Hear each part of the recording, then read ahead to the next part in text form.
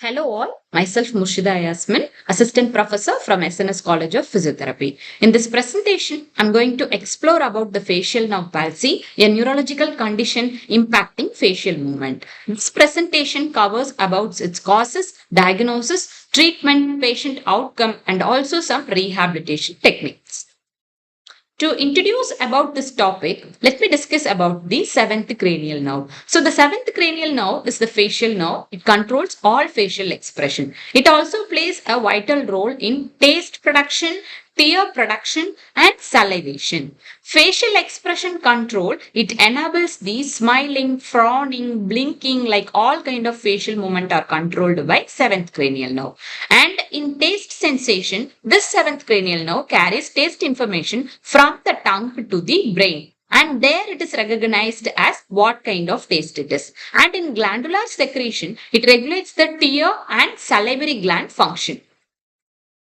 To talk about the anatomy and physiology of the seventh cranial nerve, it has a complex journey from the brainstem. It passes through the temporal bone before branching into innervate the five facial muscles. So starting from its origin, it originates from the pontomedullary junction in the brainstem, and after originating it enters the temporal bone through the internal auditory meatus, and after coming out from the internal auditory meatus it transfers within the temporal bone through the facial canal, and after coming out of the facial canal it exits the skull through the stylomastoid foramen, and it is branching into five main parts. In this picture you can see the five main branches which innervates the facial muscles. So the first branch is temporal branch, the second branch is zygomatic branch, the third branch is buccal branch, the fourth branch is marginal mandibular branch, the fifth branch is cervical branch. Coming to the etiology and the classification for the better understanding of causes of the facial palsy can arise from diverse causes. It is classified based on underlying etiology and location of the lesion. The first cause is the idiopathic, which is called as a Bell's palsy. The most common cause of this idiopathic Bell's palsy can be an acute, unilateral, and it is of unknown origin.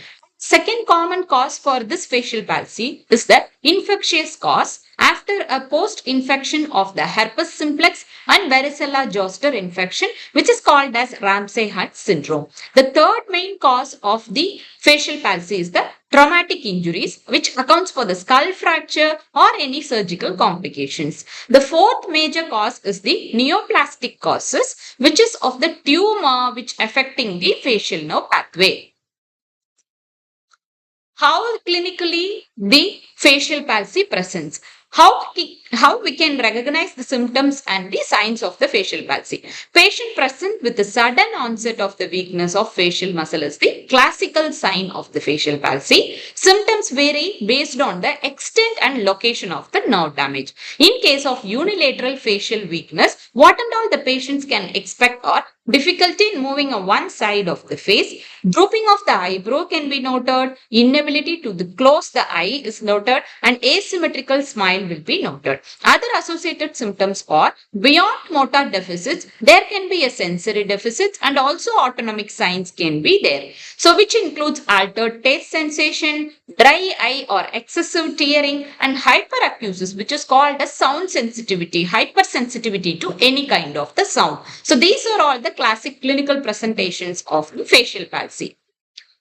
Coming to the diagnostic approach, navigating investigations from acute diagnosis, there are various types of the clinical examinations available to investigate and to help pinpoint the cause and guide the management. The primary diagnosis starts from clinical examination, which includes assessment of the facial nerve function. Next, we can use the electrophysiological tests which assess the nerve conduction and muscle responses. And another thing we can use to pinpoint the cause, we can use the magnetic resonance imaging and the computerized tomography MRI and CT to rule out the structural lesion present in the brain and the nerve. And also we can use some of the blood tests to identify whether it is of infectious causes or inflammatory causes. And in the clinical examination, we can examine the reflexes as it is shown in the picture. So that this is a little practical value. Corneal reflex can be assessed. Orbicularis oculi reflex can be assessed,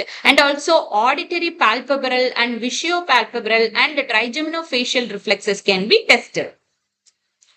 So the differential diagnosis distinguishes in various forms of the facial palsy. It is crucial to differentiate facial palsy from other conditions. So lesion location impacts the clinical presentation. So we have to localize where the lesion is, whether it is an upper motor neuron lesion, lower motor neuron lesion, or it is associated with any other neurological conditions. In case of upper motor neuron lesion, for example, in stroke condition, it spares the forehead. In case of lower motor neuron lesion, for example, in Bell's palsy, it affects the entire face. And other neurological conditions like inflammatory conditions of Guillain-Barré syndrome, sarcoidosis, Lyme's disease can be a causes, and these can be a differential diagnosis for the facial palsy.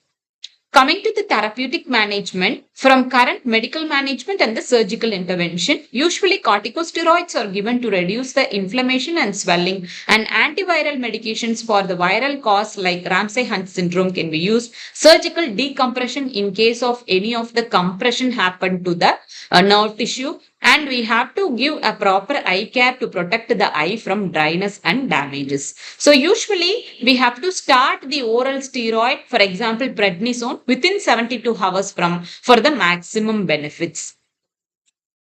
So what can be the role of the physiotherapist in rehabilitation and also to prevent the complication? Facial exercises can be given to strengthen the muscle. So in this picture, you can see all the facial muscles are addressed through the exercises to strengthen the muscle. Speech therapy to improve the articulation of the tongue and to improve the swallowing can be done.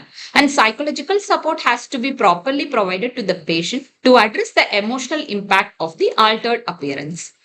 Coming to the conclusion about the facial nerve palsy and the future perspectives, facial nerve palsy requires prompt diagnosis and multidisciplinary care. So continued research aims to improve patient outcome. 80% of Bell's palsy recovery is happening, and 20% is there for the risk of synkinesis, and 10% of the patient accounts for incomplete recovery. So most patients fully recover spontaneously, and the involuntary muscle movements are happening after the recovery also, and some potential complications develop after the facial palsy. Some small percentage of the people has some residual weakness after the effect of the facial palsy. So I hope you all understood about the basics of its etiology, classification, clinical presentation, and how we can manage through the medical management and through the physiotherapy management. So thank you.